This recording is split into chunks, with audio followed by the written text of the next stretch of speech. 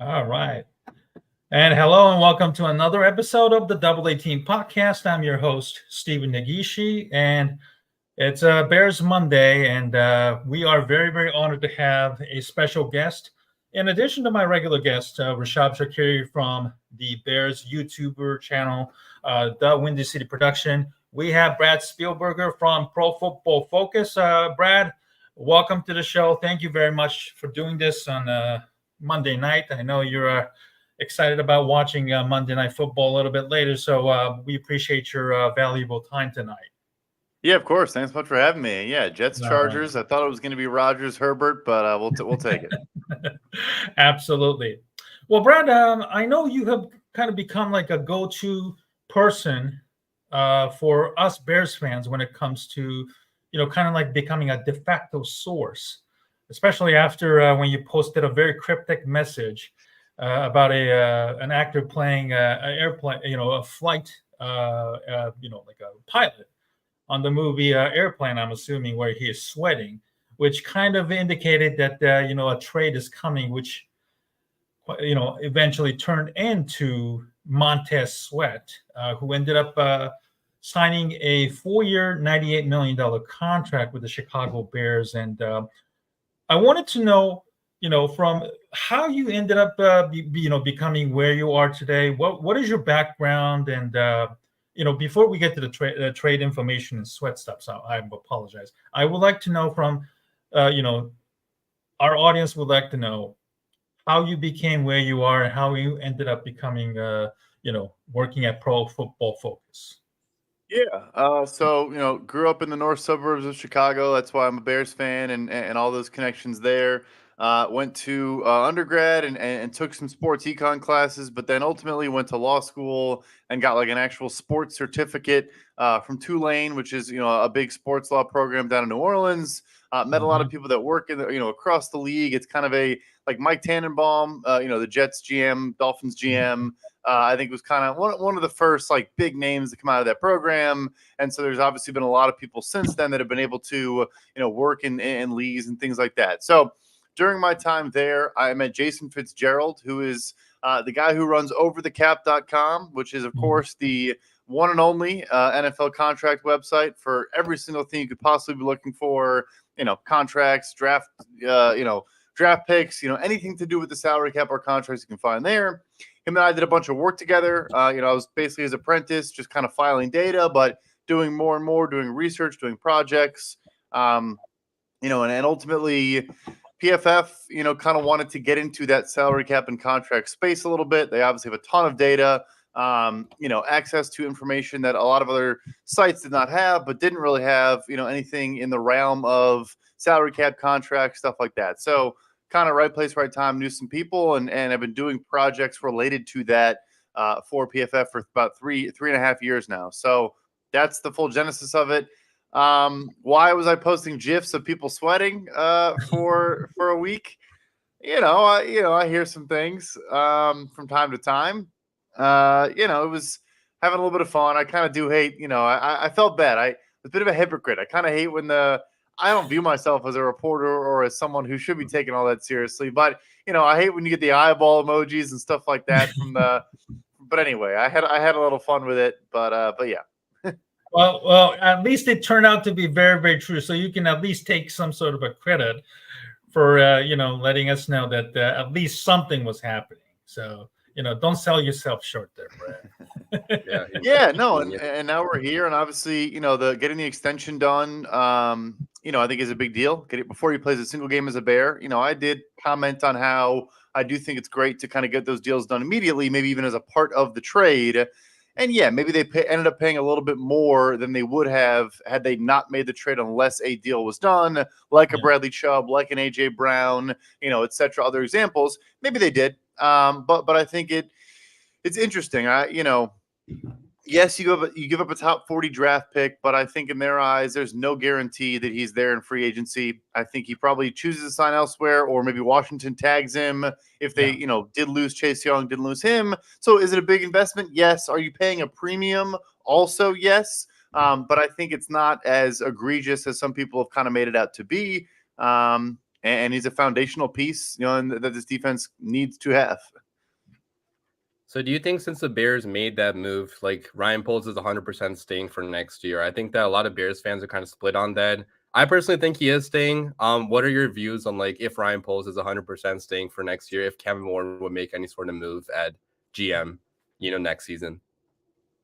It's a good question. I mean, it certainly is a showing of faith, right? You're not going to let a guy that you've already made up in your mind, you would assume, you're not going to let that guy go out and make a splash trade, sign a $100 million contract. You probably let him sign Andrew Billings to an extension. It's not that big of a deal, but still, do a lot of things, spend a lot of your cash. I'm not going to say it's 100%. I mean, they're 2-7, and you got to continue to see growth from the last two draft classes. I assume matters. Some more free agent signings making impacts, like a Billings. Obviously, that's one good notch in the belt there. But I don't know. Nate Davis gets healthy. Can he play like he did once he was healthy this year, which I actually think was pretty darn good. After the first month, and then obviously getting hurt again is tough. But anyway, I wouldn't put it 100%, but you would assume based on the trade deadline that he has some assurances he could be here for at least another year. Mm-hmm. I want to piggyback on that question Rishab asked about Ryan Poles, and I know he was, somewhat got a big eyeball when he gave a somewhat of a ringing endorsement regarding Matt Eberflus when he announced the trade, and I kind of think it's nothing more than just your typical dreaded vote of confidence. And my feeling is that the Cubs made a massive move to hire Greg Counsell today. 5 years, $40 million deal, which indicates that the Cubs are really, really all in and very, very serious about winning for the first time in a while. So I know, Ryan Poles probably wouldn't be fired after making such a big deal, but there are a lot of skepticism about the way he has, handled this rebuilding process. The offensive line still looks a little bit shaky at times, especially at center. The secondary is riddled with injuries and stuff like that. And I don't like the idea of, Poles tying his future and even, his own reputation with a guy like Eberflus when a young African-American executive like him, where there's a job interviews as well as the jobs itself is very, very scarce. So if you get fired, perhaps next year, same time next year, and things aren't as good as it is, Poles put himself in, behind the 8 ball. What do you think about, Poles' comments, and should we just take it with a grain of salt about him giving a vote of confidence there? I mean, I think, what else are you really going to say? Right. Midway through a season, we know the Bears don't fire head coaches, even if we're just looking at the head coaches. They've never fired one in the middle of the season before. And I personally do think there's no evidence whatsoever that Eberflus has lost the locker room or that the players don't like him. I think it's fairly evident they do. There's been some disciplinary stuff this year. I mean, like penalties that we didn't see last year, but I think that more so just speaks to the variance of penalties and stuff like that. But I think you even saw in the defense the last month has played good football. And I think they are still bought into the message Eberflus is giving out.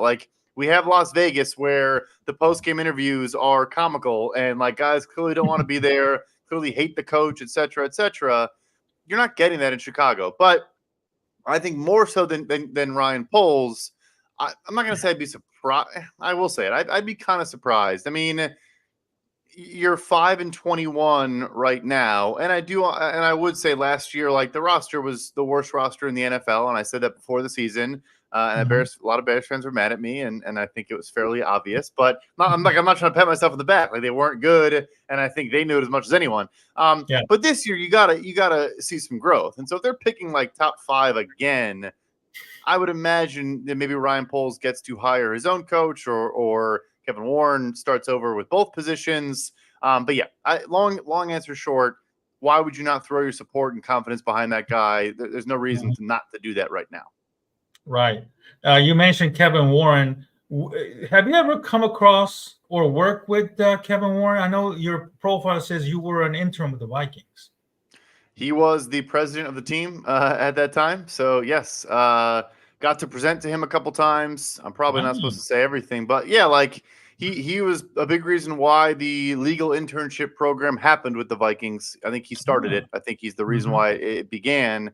So yeah, we got to meet with him a couple times and like go through projects, learn from him, but also kind of present our findings. I think he is a remarkably powerful and present like person. Like he's one of those guys that walks into a room and the air kind of comes out of the room, but not in a bad way. I think he treats every single person from I hate these examples, but like from the janitor to the vice president, like the same, which everyone should do. But like, yeah, like he is one of the more impressive people I've ever come across. His background is fascinating. Like his life story is Yes. fascinating, but Mhm. also just the ability to go into Minnesota, effectively gets brought in by the Wilf family because he helped them negotiate the purchase, and they kind of just like begged him to stick around. Is kind of what it sounded like to a degree. Also worked in St. Louis, did some other things from an NFL standpoint, but. And they were, when he left, they went from, I think, bottom 5 in revenue to top 7 in revenue in the NFL. If you've been to Sure. US Bank Stadium, it's easily one of the coolest stadiums, I think, in the sport, Mhm. which is obviously particularly relevant to the Bears right now. Mhm. So yeah, long answer short again. I have worked with him. I'm not going to say I know him super well, but I mean, we've definitely talked multiple times, and I think he is the right person for this job, and I feel extremely confident in the direction that he's going to take this franchise. So the question is, I think a lot of people are worried about, he is the president of football operations. He is the boss of Ryan Poles, and a lot of people are kind of wondering, does he have the authority to make necessary changes? Like, for example, if Ryan Poles needs to be fired along with the head coach, does Kevin Warren have the authority to make that call without George McCaskey or anybody else within the organization interfering? I know this is obviously a big topic going back to, the whole, post 2020 when Ted Phillips and George McCaskey and, the beat reporters finally kind of holding his feet to the fire and figuring this out. We got the infamous quote, have we won enough games? No. Have we figured out the quarterback position? No. But other than that, things are great. I mean, I can't answer it. I will say that I think in every building, even if there is a person that is given full unilateral power over football decisions, the owner can still veto those things if he wants to. But I think I would say this: like, they did not make a mistake in hiring a person that, like I said, worked in St. Louis with the Rams as a football executive and is not. And again, not throwing shade at Ted Phillips, but he's a businessman, and I think did do a lot of good things. I doubt it's an accident that they brought someone in who is also a great businessman, but has also been working in sports for 25 plus years. So I would imagine, yes. I would imagine if he tells McCaskey this is what must be done, I imagine McCaskey listens to him and says, okay, well, that's why I hired you in the first place. Go ahead, Rishab. Switching over to Justin Fields now. So we're not sure if he's going to play next game on Thursday night. He might, maybe not. Eberflus is I think he said he's like day to day right now, so we'll see if he plays or not. But do you think there's enough season left for Justin Fields to actually prove he can be the long-term future quarterback of the Bears, or do you think at this point it's just too late and no matter what, the Bears are going to draft a quarterback high in the draft because it is a very quarterback heavy draft at the top. You got Caleb Williams, you got Drake May. A lot of people think they're generational prospects. So do you think there's any chance Fields still has a way to be the quarterback of the future of the Bears, or is it just over at this point? It's tough, right? I mean, like you said, there's such a small window now where you're going to get, he did play better towards the end before the injury. I guess not really against Minnesota in that particular game, but we were seeing some flashes of positivity. Now you miss time with your throwing thumb. I assume, and even when he comes back, we're still going to kind of hear like, yeah, he's not 100%, and like his feel is off, his touch, which is, I'm not even saying it's an excuse. It's probably a valid, warranted thing, but it's just yet another kind of hard thing to evaluate in his play. The issue here, I think, is you have the 5th-year option decision this upcoming offseason. So it's not as though you can kind of just go into this and be patient and see what happens and whatever. Like you have a $20+ million fully guaranteed financial decision to make. And of course, you can decline that and then let it play out like a Daniel Jones in New York. It doesn't mean that he's done in Chicago, but I would be shocked if they have a 1st or 2nd overall pick and don't take a quarterback. And then at that time, Look, I think Justin is a huge part of the culture in this locker room. I think he's probably one of the leaders of the team on either side of the ball. Like, it's, we hear sometimes those excuses like, oh, you can't have, like, I think in this case it would be true. Like, it'd be hard, I think, for this team to say, hey, we're going to draft one of these kids, but also we're going to give Justin some more. Like, so I think he could prove it. Maybe comes out and goes nuclear for the last 6 weeks and it's a different conversation. End of the day, if Carolina is giving you the first or second overall pick, or I guess if you're earning it yourself, then you're doing it. If he goes crazy, they're picking 12th, but Carolina gives him 1 or 2, I still kind of think the answer is probably yes. Mm-hmm. So the Bears currently sit at 2-3 in the current standings in the upcoming NFL draft right now. Drake May, Caleb Williams. It's been a hot debate among the fans and also, within the draft, circle. If you had to pick one, which quarterback do you like and why? Yeah, so first I would say, just to the point of like the generational, all that stuff, I kind of hate that term, but I will say they are both better prospects in my opinion than anyone in the 2023 class. I know CJ Stroud now looks incredible, but just as a prospect, I think these guys are a step above. Maybe I'm just bad at evaluating college quarterbacks, which is probably true. They're certainly better than anyone in the 2022 class as well. So like, it's a good class, no question. I'm still tethered to Caleb Williams, but I will be honest in saying that, like, with each passing week, as you watch more and more film, Drake May is closing that gap between those two players. Where coming into the year, I probably thought, like, there's a 0% chance that I change my mind that Williams is the number 1 overall pick in this class.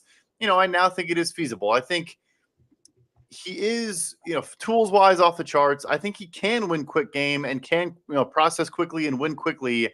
I think that the concerns of like holding on to the ball too long and all of that are valid, but it's not as though it's the only way he wins. Like, not to pick on a guy, but like Malik Willis, in his 3.5 second average time to throw and his crazy high pressure to sack rate, like, that's all he did. Like, Caleb Williams you can go find 1,000 throws of him throwing the ball in 2.5 seconds or less, on time, accurately, inside the numbers, outside the numbers, off play action, not a play. Like, he can do everything. But and of course, his defense is giving up 50 points a game every week. So he feels like he has to score on every possession because he does have to score on every possession. So I am still in the Caleb Williams camp, but I have liked what I've seen from Drake May a ton. And I would be ecstatic with either guy, hypothetically becoming a Chicago Bear. Do you think there's any other quarterbacks besides the top 2 that the Bears should even look at? Like, what if we have, pick number 4 or 5, whatever, and like Drake May, Caleb Williams are out of the conversation? Would you select a Michael Penix, or I know people are talking about JJ McCarthy too, which I'm not sure how you feel about that, but I think a lot of people like some of the other quarterbacks too. So what are your opinions on the other quarterbacks besides, just the top 2?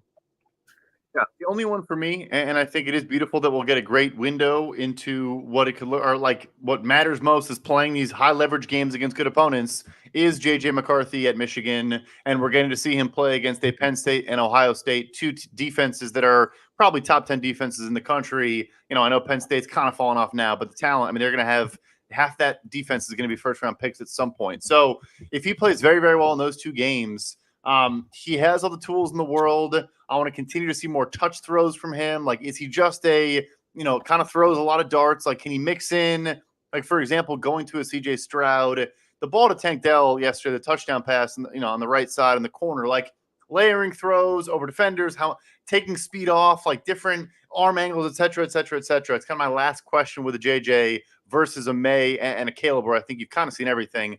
No shade to the other guys. I mean, Michael Penix is going to be 24 on draft night, I want to say. Yeah. He's torn both of his ACLs. He has shoulder issues. Bo Nix does look awesome. He's also in his like mid-20s. And I don't know. I'm just saying, if you're picking top 5, the only guy that could get in that conversation for me is Chicago area native JJ McCarthy. That's a good point.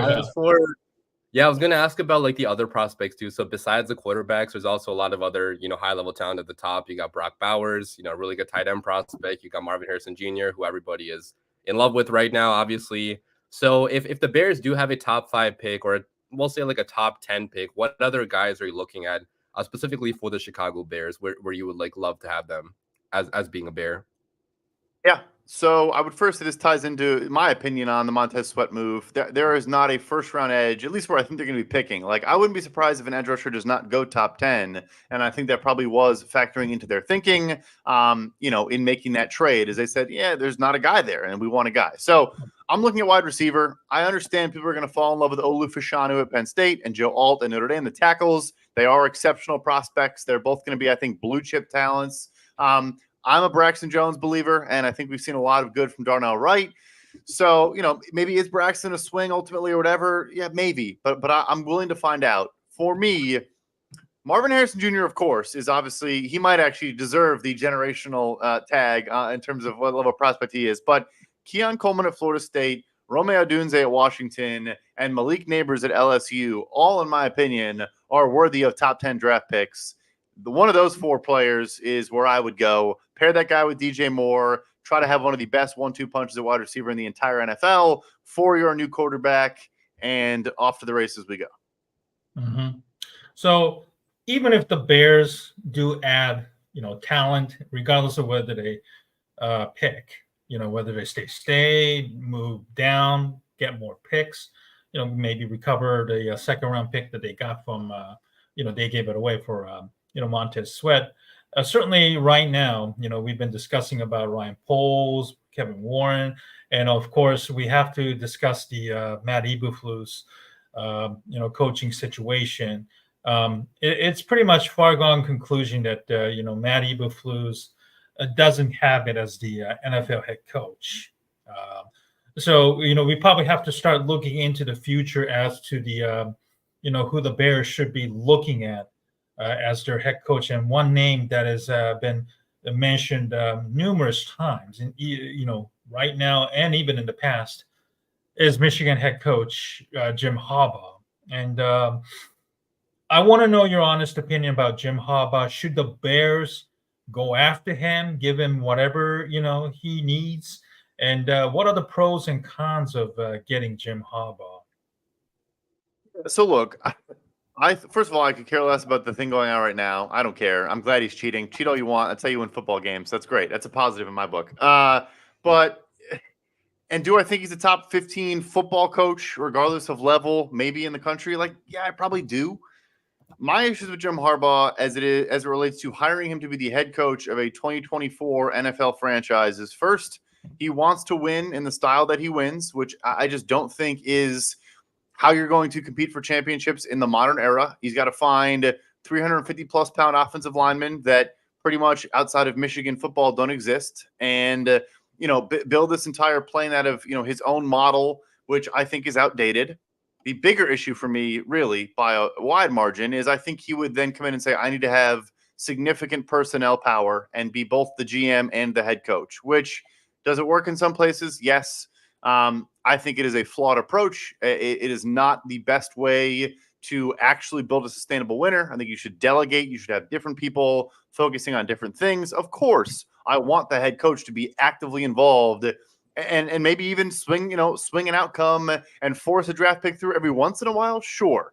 Do I want someone else to have the ultimate veto say overall, and be, I'm the personnel guy, you're the head coach, we're going to delegate these responsibilities? I think it's paramount. I think it's necessary. And so I just don't know that Harbaugh is going to be willing to do that. So for those reasons, I know everyone's scarred by the Matt Nagy experience. I want an offensive coordinator that is a young hotshot, that is doing different things, trying new things out. That's my desire. I get it's not everyone's, but I think it's a no-brainer personally. But yeah. Yeah, you kind of alluded to it there, but for my next question, I was going to ask, so if not Jim Harbaugh, who do you want leading the Chicago Bears next year? We all know it's not going to be Matt Eberflus, but what are some of your favorite names, in the NFL right now? Yeah, so I think Ben Johnson in Detroit. It also is an added bonus that you take him away from a division rival, but just a guy now that you've seen with an above average but not particularly great quarterback, and with weapons that are Amon-Ra St. Brown's great, but you look at what he's worked with since he's gotten there, it's really not that much, and particularly the most important position being quarterback. And of course they have a great offensive line, but extremely creative. His play sequencing, I think, is as good as anyone in the NFL. By that, I mean concepts building off of each other, situational awareness to, we talk a lot about going on fourth down, which Dan Campbell loves to do, which is a Dan Campbell thing as much as a Ben Johnson thing. But if he knows, okay, it's 3rd and 5, I want to go for it on 4th, I'm going to run a 3rd down play where I might only get 3 yards, but it's about setting up the 4th down play. Or like everything they do has a plan, is cohesive, they're on time, plays are coming in on time, they're organized. And they're creative, and their concepts are unique and different. And now you have rookie Sam Laporta going nuts. You see Jahmyr Gibbs getting, working into the fold. Josh Reynolds' career resurgence. Like he clearly is elevating what he's working with. And the hardest thing in this job is it just a guy who is working with a bunch of elite talent on offense, or is this guy actually maximizing and elevating what he has? And I think Johnson falls into that second bucket. So he's a name. I won't go on a full spiel, but Shane Waldron, Seattle, and I know both of these guys just got absolutely destroyed by Mike McDonald, the Ravens defensive coordinator, who probably should be on the list, frankly, as well. But my offensive thing. So Waldron goes to Seattle. He was with the Rams before that, has bounced around a bunch. Was with the Patriots for a while, a couple years ago. Waldron comes into Seattle. They trade away Russell Wilson. You have Geno Smith and 2 rookie starting tackles. And their offense was explosive last year. It's still been explosive this year. There's been some, at times turnovers and some issues throughout the season, but I still think it is one of the more creative and explosive offenses. So I'll just say those two, not to take up any more time. Like those 2 guys intrigue me for sure.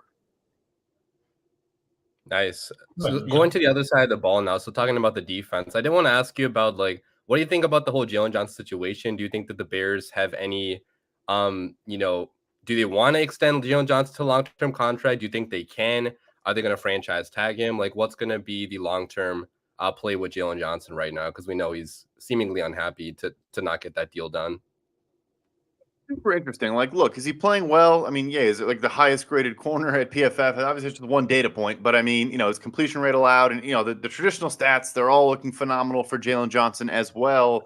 At the same time, like, not that he's had any massive injuries, but the soft tissue stuff and nicks and bruises here and there that makes you miss 2-3 games, that's basically been every year of his career. And it already has happened, earlier with the hamstring this season. So, again, not holding that against him, not calling him injury prone, not saying he's not tough. I think he's extremely tough and is a really, really, really good number 1 corner. And number 1, I think he can be the top guy in a good defense. I just think there's probably a valuation gap. Like I think it's particularly notable that the draft pick directly after Jalen Johnson was Trevon Diggs in Dallas, literally 1 pick after. And I think he's very cognizant of that. And Diggs signs for 5 years, $97 million in Dallas. Do I think Diggs is like exponentially better than Johnson? Like, no, but you get the accolades, you get the all pros, you get 11 interceptions in 1 season. Like, you're going to get a big contract. So if I had to guess, like, Bears think he's worth more in that second tier, your Carlton Davises, your Travarius Wards, 14, 15, and maybe Johnson wants 18, 19. Mm-hmm. If the parties can find a middle ground between those 2 numbers, 16, 17 range, maybe it gets done. But I really have no idea. No sweat gifs coming for you on that one. My guest tonight is Brad Spielberger from PFF here on the Double A Team live stream edition on the Mondays. Thank you for joining me once again. Rishab Skiri is also my regular guest asking Brad a question. So, Brad, looking at the national, scene right now, Josh McDaniels got fired. There are a couple of other coaches who are probably on the hot seat. Do you see any other coaches being fired, or do you think that we're just going to see basically no coaches being fired the rest of the season? And if there is another candidate out there, who do you think it is? Tough. I'd have to know like the complexion of, are they like the Bears? They never fire in season. I'll just go with like end of season. Some jobs that I think are interesting to keep an eye on. One of them is playing tonight. The Chargers job to me is interesting. I kind of get the sense it might come open. We never know. They could rattle off a bunch of wins, but I don't really expect that to happen, frankly. And I think the Chargers are looking for a new head coach this offseason. Carolina, it's rare to see a one and done, but David Tepper, the owner, is the least patient owner, I think, in the sport, and doesn't care about optics or anything like that. So, I mean, you already had Frank Reich handing over play calling duties in Carolina. And maybe he hands over head coach duties to someone else this offseason as well. Tampa Bay, interesting to me. Todd Bowles, I think, did deserve another shot. I think he didn't really get a real shot in New York with the Jets. The team was terrible. The defenses were okay, and then it kind of fell apart. But he's not a very good game manager. Very risk averse, and their defense, which had been good, got absolutely shredded by the Texans this week. So I get a sense he might be out as well. So those three, I think, make the most sense because the Raiders already happened. We all knew that was coming. One more. Washington. I'd be surprised if Ron Rivera and the GM, Martin Mayhew / Marty Herney, I assume those guys are gone as well. Bill Belichick gone too? I don't see it. I know there's a lot of chatter about it. And I saw just a second ago before I joined the stream that I guess Jason Lockenfora saying Belichick might be interested in Chicago. I mean, hey, if he is, I'll trade the rights to my, my firstborn's name. I'll call him son or daughter. He'll be Bill Belichick Spielberger. But no, I don't buy it. I don't really get it. I think there's going to be a battle of forcing him to take on a personnel person that actually like we talked about with Jim Harbaugh. And maybe Belichick says no. So maybe that causes a rift and they go their separate ways. But I struggle to see it personally. Yeah, looking at the other teams now in postseason contention, which is not the Bears, obviously, but who do you think is going to be, winning the Super Bowl this year? I don't know if you do Super Bowl picks or not, but who are your top teams to go far in the postseason this year? Yeah, we'll go conference by conference. The AFC picture I think is shrinking a little bit. I think it's going to be Kansas City, Cincinnati right at the top again, and I think Baltimore. Those three teams to me are a bit separated from the rest. I think the next cluster of Jacksonville, Buffalo. If you get Miami, playing much better defense now, maybe they sneak in. But anyway, I'm just going to pick I'll go Bengals. It was my preseason pick was the Bengals. I think the last month they've been maybe the best team overall in football, or last 3 weeks, I guess. So I'll go Cincy out of the AFC. The NFC to me is basically a 3-team race. I think it is going to be Philadelphia, San Fran, or Dallas. I think it's going to be Philadelphia, San Fran rematch in the NFC Championship game. 2 other teams I do like. I like Seattle, like Detroit, but you see Seattle and Detroit play the Ravens, play a good team, and get absolutely destroyed. I'll go Philly, Bengals. Both teams lost recently, so both teams motivated. I'll go Cincy over the Eagles in the Super Bowl. Okay, Brad, I'm going to ask you this question and close out. Thank you once again for your valuable time tonight. To any aspiring students or people, professional out there who want to kind of, get into the sports business, where you are right now. And I know, it wasn't probably easy going to law schools and, taking internships and, get to where you are today. What is your advice on, anybody out there who wants to, become, like the next Spielberger, and what are some of your, professional advice you can give to them? Is law school is the law school, the way to go in order to understand the caps and the contract negotiations, etc.? I would say first, aim a lot higher than being the next Spielberger. You set your sights for much loftier goals than that. But you don't have to go to law school. You really don't. There are plenty of people that do, football contracts and salary cap work in the league that are not former lawyers. Just do your homework, do a lot of research, read the CBA or read Crunching Numbers, which is a book about the CBA, written by, the guy who runs Over the Cap, who I mentioned, Jason Fitzgerald. Put good work out there, put original content out, learn. I'm now learning X's and O's and scheme because that was not my foundation. I'm trying to also learn how to always add different tools to your toolbox. If you're a coder or a programmer, that's great. Continue to build those skills up. But yeah, be well-rounded. Never shy away from an opportunity to learn more or learn a different area of the game than what what you're comfortable with. And yeah, like I said, aim much higher than being the next Brad Spielberger. No. Again, please don't sell yourself short because we're both of us are a big fan of your work, and we're very, very honored to have you tonight. And I'm going to let you go because I know you're going to watch the Monday Night Football. No explanation needed about Brad and his Twitter handle. PFF underscore Brad, I believe, is your Twitter handle, correct? Oh, sorry about that. Sorry about that. Let me unmute it there. Yeah, thank you guys so much for having me. Really, really appreciate it. And yeah, enjoy the game as well. I think I muted myself. I don't think it was your fault. Anyway. No. We were just giving you a Twitter handle, which I believe is a PFF under Brad, correct? Yeah, yep. PFF underscore Brad. Okay. Brad, thank you for your time tonight. And I hope that we can do this again very, very soon. Hopefully after the season is over, when the dust is settled, where the Bears are, with the off season and everything. Thanks for your time. Hope to do this again soon. Sounds great. Thank both of you guys. Nice to meet you. Thank you very much. Good night. Well, that was a very interesting one, and I know I overlooked the comment here. Rockstar Bonnie, thank you so much for the comments. I hope you had a chance to enjoy the conversations. And I tell you, Brad was such a sport, and I'm just happy that Brad was able to give us his honest opinion on where things are with the Chicago Bears and everything. So yeah, but let's look back. Yeah, it was a lot of fun. I apologize, and I appreciate you. And hopefully you were able to get the most out of asking Brad as much as I did, Rishab. Yeah, 100%. Yeah. So let's look back at the game yesterday. Tyson Bagent's third start.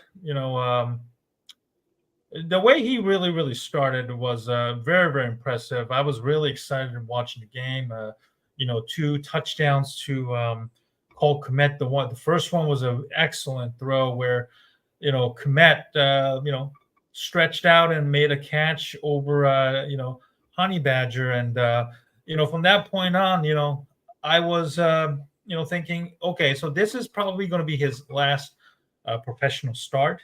Barring any injuries, Justin Fields was going to make a triumphant return Thursday, and hopefully at least he can go out with a win, which was very, very close. But unfortunately, the defense had a hard time, stopping anybody. Luke Getsy, I don't think it was all on Bagent. I know we'll get to the turnovers and everything in a moment, but I think that the Bears lost the game, Rishab, when they were deep in their own territory early in the fourth quarter. 3rd and 6. You'll probably remember this. Luke Getsy inexplicably, once again, calls a screen pass to Darrington Evans, which was completely blown up. And from there, they had to punt the ball. Saints took over in a very good position, marched down the field rather easily, scored a game-winning touchdown. It was just so demoralizing, certainly, the way things ended. And, Bagent was forced into action, playing from behind, and he just completely melted down. And what were you thinking? What were your thoughts as you were watching yesterday's game? Yeah, I mean, the Bears had all the chances to win this game, right? I think we had 4 opportunities to actually tie the game up, and every single time Tyson Bagent, either threw a pick or fumbled. And I'm not going to blame the entire thing on him, obviously, because he's a rookie quarterback. The entire team around him also faltered late in this game, but it is still it's a big thing when your quarterback does turn the ball over 4 times. So as much as I don't want to obviously only blame Tyson Bagent, him turning the ball over that many times also was a major reason why the Bears lost this game, right? I think that with Justin Fields, there's a chance we win this game. I know Fields also has had his turnover issues, but Bagent was really bad with the turnovers in the second half of this game. And I think that in the first half, everything was working really well. We had the short passing game going well. We had the play action game, going really well as well. But in the second half, Luke Getsy got away from using play action, taking Tyson Bagent out of the pocket. And he was actually asked about that, Matt Eberflus was asked about why did you not have Tyson Bagent on the run as much as he did in the first half, and he proceeded to give a whole word salad of a response, which did not even make any sense. So sure. That goes to show you how bad of a coach Eberflus is. But it was also a puzzling coaching decision to not do that, obviously. And I think that bad coaching also was one of the major reasons why the Bears did lose this game, right? And we have not won any game in the past, I think like 16, 17 games that has been a one possession game. Like the wins that we do have, we had 2 wins in that time span. Both were blowouts, right? Like we can't win any games with this coaching staff without, being up by a whole lot of points, which is a sign of a bad coaching staff because it shows you like they don't know how to adjust in a close game. They don't know how to coach their guys up when the game is close and you need, a touchdown, you need a field goal to win the game. So, overall, obviously it was a disappointing game for us Bears fans, but at this point you can't really be mad, right? Like the team is so bad, the season is going so badly that you can't even be like too surprised that the Bears losing a game like this. I think it was pretty expected.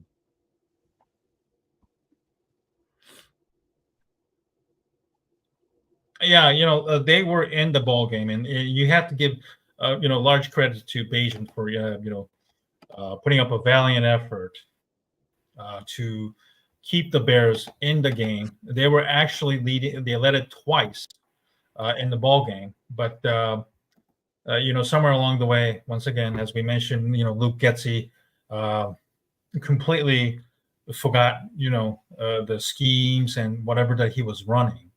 And it was just unfortunate error in judgment by the the coaching staff once again, ignoring the things that were certainly working, and then just try to make Tyson Bagent become like a gunslinger, playing from behind. And unfortunately, his Cinderella moment had reached past midnight, and he started to throw bad interceptions. The first one, he was eyeing, Cole Kmet in the area that, he was nowhere near, was able to catch the ball. And that was okay. I understand. But in the second half, in the fourth quarter, back-to-back moments, both times, defense came up with a stop. And then Bagent throw, the second pick that was, behind, Darnell Mooney. The Saints defender just jumped in. Certainly, if he had a little more arm strength, he could have probably gotten there a little bit, further outside of it, where the defender didn't have to jump in. And then the third one, the one that he threw towards Tyler Scott, he threw it behind, and then Paulson Adebo, who had the first interception, picked off. Certainly, that was a underthrown or behind the ball. And again, Bagent certainly has done a lot more accomplished than any of the quarterbacks that was drafted much higher in their in their professional debut, as well as the first couple of games in their professional careers. So again, the whole Fields versus Bagent thing was just a total nonsense, in my opinion. And I think Bagent, ironically, kind of proved yesterday that he's just not there yet. And it's time that we need to give Justin Fields, the keys to the car for the rest of the year. Let him sink or swim. And if Getsy can do the rollout stuff, and then the play action for Bagent. And I know it was it was much to the chagrin of the Bears fans, as well as Justin Fields fans, why he doesn't do that with Justin Fields more often. And I have a feeling that Rishab, maybe you can jump in on this, but I really feel that Getsy going on a screen pass on 3rd and 6 it clearly indicates that he doesn't trust Tyson Bagent. And if he doesn't trust Tyson Bagent, I don't think he trusts Justin Fields either. So if that is if that's indeed the case, why he doesn't trust anybody, and then why is he even an offensive coordinator anyway at this point?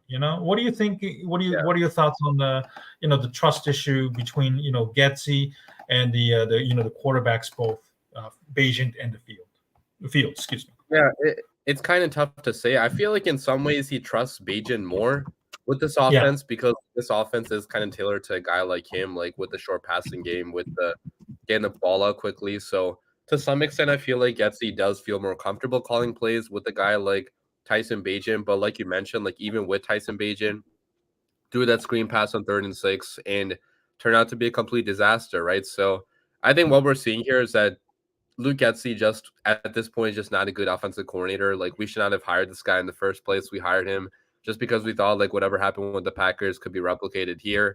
And that clearly was not the case, right? Like, I think we should have went after a proven, offensive play caller, proven offensive mind. Like, back then, Mike McDaniel was available to be the head coach, and we passed up on him. So this franchise keeps making the wrong decisions when it comes to the head coaching hire, the offensive coordinator hire, much too often. And it's a shame we hired him, right? Because at this point, I don't think there's much that we can be hopeful for with Luke Getsy. Like, maybe he goes back to designing more quarterback runs for Justin Fields when he comes back, and maybe we see more offensive explosions out of Justin Fields, down the stretch if you can combine that passing game with that run game. But as of now, there's just not too much to be optimistic about, I would think. And I also do want to talk about the defense though right now, because I think you kind of alluded to it last segment that you had, but the defense, even though it was disappointing at the beginning of the game, I thought it was actually like very, very good in the second half to some extent, because with how often the Bears were turning the ball over like 4 different times in the second half to only allow 24 points, like that's honestly like kind of impressive, right? Because we were turning the ball over in our own territory that many times. So I think the addition of Montez Sweat definitely did help our pass rush to some extent. I know we didn't get a single sack in this game. So we still have to like work on like actually getting home to the quarterback and getting the quarterback into the dirt. But the fact that Montez Sweat was pretty close to getting a sack, he got a few pressures. He was providing really good run defense, setting the edge and all that stuff. So I think our defense definitely has some like reason to be optimistic about it for the rest of the season. Like, I don't think it's going to be a terrible defense. I think it could actually be like a mediocre defense maybe against the elite competition. The Lions, maybe we're going to falter because the Lions have a really good offense, but like against the Panthers next week or this week now, like I think we can put together a pretty strong performance against a struggling Panthers offense. Yeah, it's a short turnaround, so Bears certainly are catching a break against Carolina Panthers, who aren't any good right now, and certainly the Bears kind of fleeced the Carolina Panthers, and that will likely to be the theme this week about the Bears owning Carolina's first round pick. How high it will be, and who are the Bears going to draft using that pick, etc. So it will be a very interesting, probably, at least you and I being committed Bears fans, we're going to be paying close attention without a doubt. But I think nationally, this is probably the could be the worst game Thursday night football history in terms of the records of the opponents. But what would you like to see the Bears do in that Carolina game? Like a kind of your keys to the victory. I know you're going to be probably doing a video on that shortly as well. Yeah, definitely.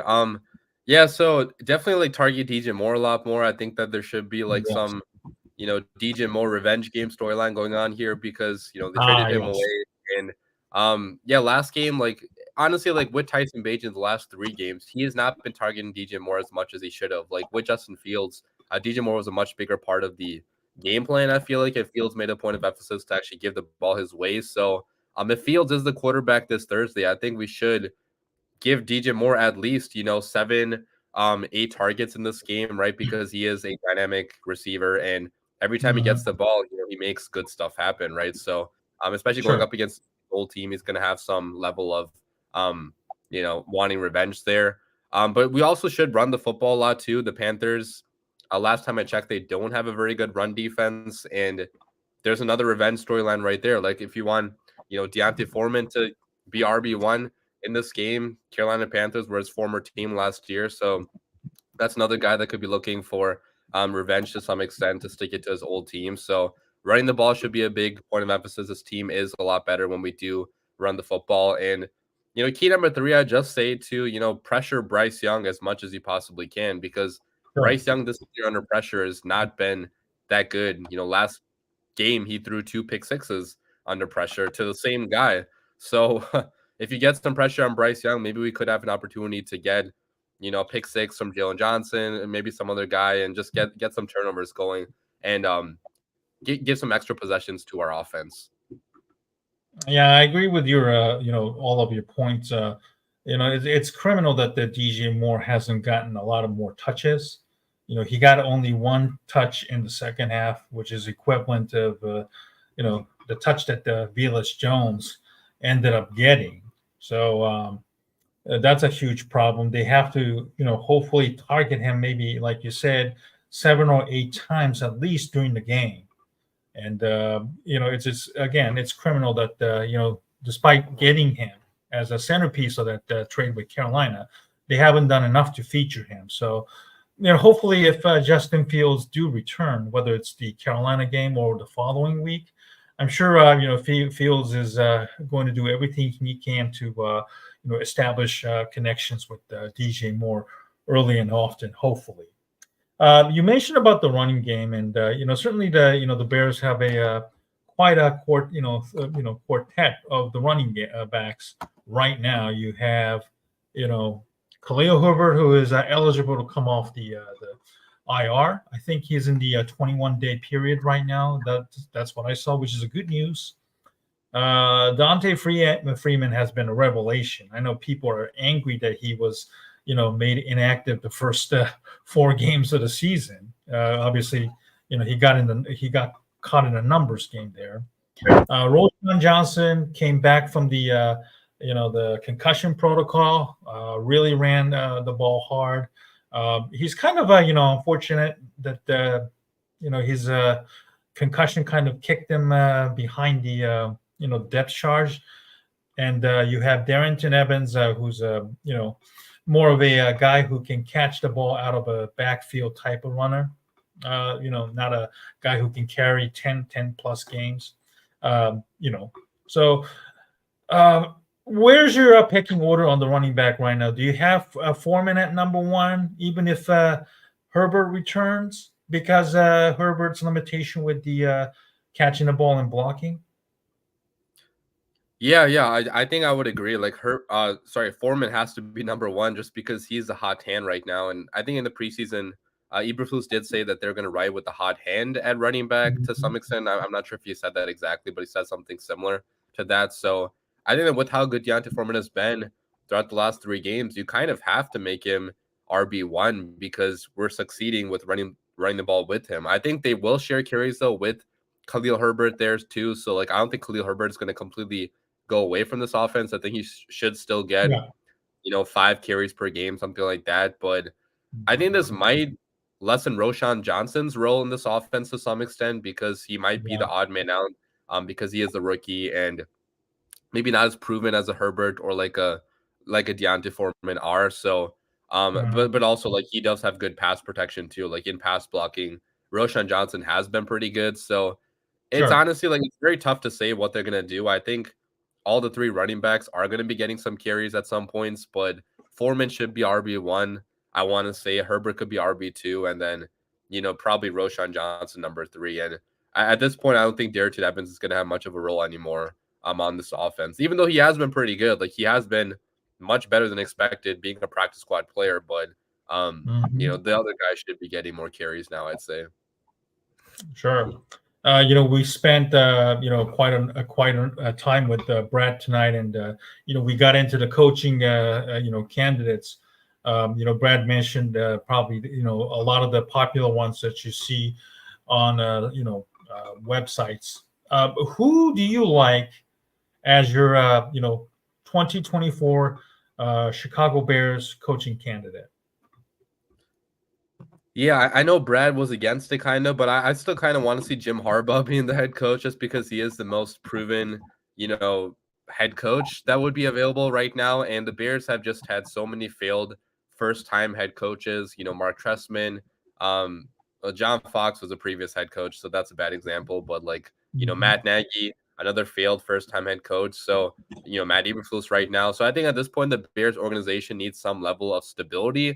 I think Jim Harbaugh could provide that stability, right? Because everywhere he's been, he's won a lot of football games, and his method of winning games I think works at any level, right? Like his method of winning football games is having a good offensive and defensive line and playing complementary football. And I think you can do Sure. that in the NFL and still win a lot of games. And I think that the only thing holding us back from doing that is potentially him wanting too much roster control and having to fight with Ryan Poles to make roster decisions. Like that could be a bad thing if we do hire him, but the coaching is really, really good. The players always love Jim Harbaugh. Like they're always bought into his culture at Michigan. Like he has one of the best teams in all of college football, if not the best right now. They could win the national championship. And in the NFL, he went to the NFC championship game almost every single year with the 49ers. So, I kind of want Jim Harbaugh still, I would say, but if not him, any of the other offensive minds that are available, like Ben Johnson from the Lions, Slowick, I think from the Seahawks, or from the Seahawks. Yeah, And Slowick, yes. yeah. There's a whole bunch of other names too that I could mention right now. But if it's not Jim Harbaugh, I would want an offensive mind just to mentor the next quarterback and make sure we do have one of the top offenses in the NFL. Yeah. For me, I'm very intrigued by Shane Waldron with the Seattle Seahawks right now. Having coached both in New England and Seattle, New England with Bill Belichick, and now with Pete Carroll at Seattle, the way that he can call offense with Geno Smith at quarterback has been nothing short of spectacular. And Geno Smith, we all know, kind of early second round pick back in 2014 with the New York Jets, and kind of his career fizzled in the very demanding New York market. He kind of bounced around, latched on with Seattle, and became a top 10, 15 quarterback right now. Certainly, has Seattle in a very good position to win the NFC West over the San Francisco 49ers, thanks to his play as well. And I'm not going to say that the Waldron is the cursed Bill Belichick coaching tree, because I don't think it would be fair. But having gone to another organization to be very, very successful and make Geno Smith certainly more than a competent quarterback, I think I'm very, very intrigued by that. And I do want to see Justin Fields be paired with a more competent OC. That head coach could very well be the OC. I do want him to hopefully not get overwhelmed and take over the play calling duties as well there, because I think that guy like Waldron, certainly, if he's not overwhelmed, like I said, has earned that right. And whoever's a quarterback, my preference, and I think yours as well, would be Justin Fields to ball out the rest of the year and hopefully be back again for 2024 and prove himself. But whoever is a quarterback, I feel confident that the Waldron would be a good fit. You mentioned Ben Johnson. I think it would be a nice way to fleece from the Detroit Lions, which is something that I don't think neither one of us would be saying. Had the Lions haven't been this successful, but I think their success is undeniable, and it's largely due to Ben Johnson, calling plays at a high level. So, hopefully the Bears will, pursue one of those two guys, Jim Harbaugh, as long as, he doesn't get dinged with the NCAA sanction, which I'm afraid that that sanction might carry over to the NFL, and and then the NFL might, give him a suspension. But, it is certainly bears watching. But I'm certainly okay with Jim Harbaugh. And then hopefully Harbaugh can certainly redeem himself in his, what could be his last stint with the NFL coaching. And I think that it would be a nice way to close out his highly decorated yet controversial coaching career with a team that he was drafted and knows very, very well about the organization, the city, and everything. So I'm sure Jim will be a hot name, and he'll probably keep a dab on the whole situation while he deals with his own issues. So we'll keep an eye on that one. Well, listen, Rishab, thanks for your time tonight. I know you're dealing with a bit of a sore throat, so I appreciate it. you coming on, and hopefully you had a great experience talking to Brad Spielberger, and I look forward to having more guests hopefully down the line, and hopefully Brad will be kind enough to join us again once the season is over and the off season begins. Where Brad is going to be very, very busy as well. You can follow Rishab on his YouTube channel, DaWindcity Productions, and he will be churning out contents once again leading up to the Carolina game as well. I can be found on Twitter at Asian Sports Fan 1 on Twitter. And also, I am an online contributor, as you can see on the bottom of the screen, beargoggleson.com, a part of the Fansided Sports website network. Brad, excuse me, I said Brad down. I'm so sorry. Rishab, listen, thanks for your time as always. Hopefully, the Bears will ball out and win, whoever's at quarterback. And then we'll be talking again once again next week, hopefully, same time to discuss the Bears versus Carolina and so much more. Thanks for your time tonight, as always. Thank you, man. Thank you very much.